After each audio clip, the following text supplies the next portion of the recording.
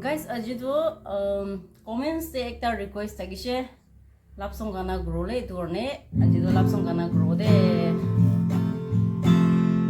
tune to bishi dan ase keter maro lebi aro gana grow lebi tune olop tan ase holebi moi try kore ase to jin yang da